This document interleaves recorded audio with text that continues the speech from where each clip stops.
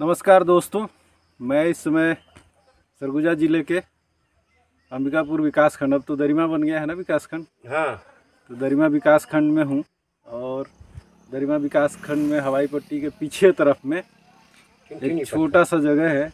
गांव का नाम क्या है? छिंदकालो। छिंदकालो। छिंदकालो ग्राम पंचायत है। हाँ, और ग्राम पंचायत के अंदर में ठिनठिनी पत्थर आप देख रहे होंगे, बहुत सारा पत्थर पड़ा हुआ है।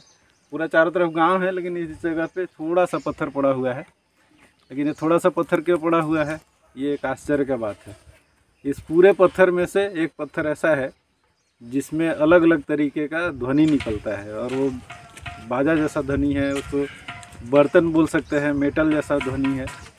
और मैं तो बचपन से देखा हूँ, क्योंकि मैं अंबिकापुर का रहने वाला हूँ, तो मैं इसको बचपन से देखा हूँ। और मेरी जिज्ञासा इस पे वीडियो बनाने की इसलिए अभी हुई कि बहुत सारे जगह पे बस्तर क्षेत्र में भी देखे कि इस तरीके का पत्थर सीरीज में रखा हुआ है। तो क्यों रखा हुआ है पता नहीं, उसकी बहुत सारी पुरानी किंवदंती है और रामायण से लोग जोड़ करके देखते हैं कि उस समय से है। और वही चीज़ यहाँ भी है कि उसी तरीके से सीरीज में यहाँ भी पत्थर पड़ा हुआ है। बस इस पत्थर में ये है कि इसमें ध्वनि अलग तरीके से निकलता है। बहुत पहले जब मैं पढ़ता था तो उस समय हम लोग सुने थे, तो गवर्नमेंट के साइंटिस्ट आए थे और इसका टुकड़ा भी ले गए हैं रिसर्च करने के लिए। लेकिन अभी तक ये नहीं पता चल पाया कि इसके अंदर है क्या और ये क्यों है। तो लोग ना प्रकृति का देन मानते हैं, ईश्वर ने इस पत्थर को ऐसा बनाया कि इसके अंदर से मेटल का आवाज़ आता है, और अलग अलग तरीके का, एक ही पत्थर के अंदर में अलग अलग तरीके का आवाज़ आता है। आप इसको सुन सकते हैं, देख सकते हैं। हमारे साथ में राम प्रसाद जी हैं। राम प्रसाद जी से हम बात करके इसको समझने का कोशिश करते हैं।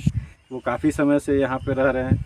जो लोग आता है उनके साथ गाइड का भी काम करते हैं, लोगों को बताते हैं कि ये टिनटिनी पत्थर क्या है, क्यों इसका नाम पड़ा, कैसे जानते हैं लोग, और इसका महत्व क्या है। उन सारे चीज़ों के बारे में राम प्रसाद जी से बात करते हैं। राम प्रसाद सोमानी है मेरा नाम। यही रहता हूँ बेटा, आज बताता हूँ, आज सुनाता हूँ, कहता हूँ। यहाँ छोटा बड़ा एक ही सवाल है कि पत्थर ये जीवन है, मनुष्य तन था। ये पत्थर नहीं है। जिसे राम लक्ष्मण वनवास में गए ना, तो कोई रो रहा था, कोई हंस रहा है, कोई ताली मार रहा था। ये बीच जंगल था। धरती में 10% मनुष्य तन था। देवी देवताओं भगवान धरती में चल फिर रहे थे। उस समय का पत्थर है। इसको जैसे राम लक्ष्मण वनवास निकला, कोई ताली मार रहा, कोई हंस रहे, कोई रो रहा था।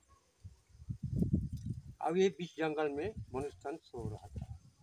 तब मुनि जी इसको श्राप दे दिए थे कि जाओ तुम पत्थर बन जाना। कि जैसे कहे राम लक्ष्मण के निकलने से, तो कोई ताली मार रहा है, कोई हंस रहा है, कोई रो रहा था, और तुम सो रहे थे इतना गहरा नींदा में।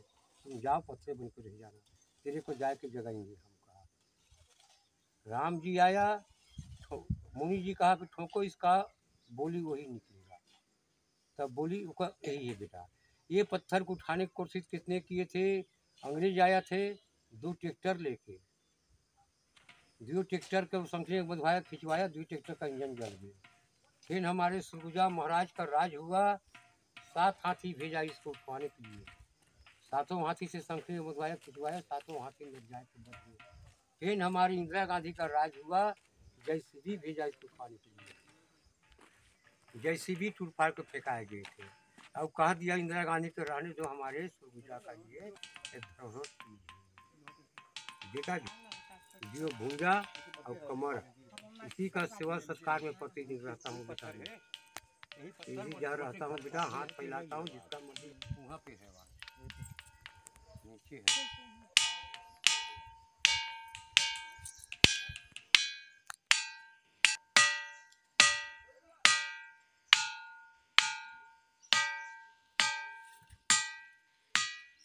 रहता जरूर बताता। मैं कहा कि यहाँ रहता हूँ तो मैं आवाज़ कहीं छिपा के रखूँगा। मैं जब यहाँ रहता हूँ, मैं ही यहाँ का सेवा सत्कार करता हूँ, तो मैं आवाज़ दबाए को क्यों रखूँगा? मैं नहीं।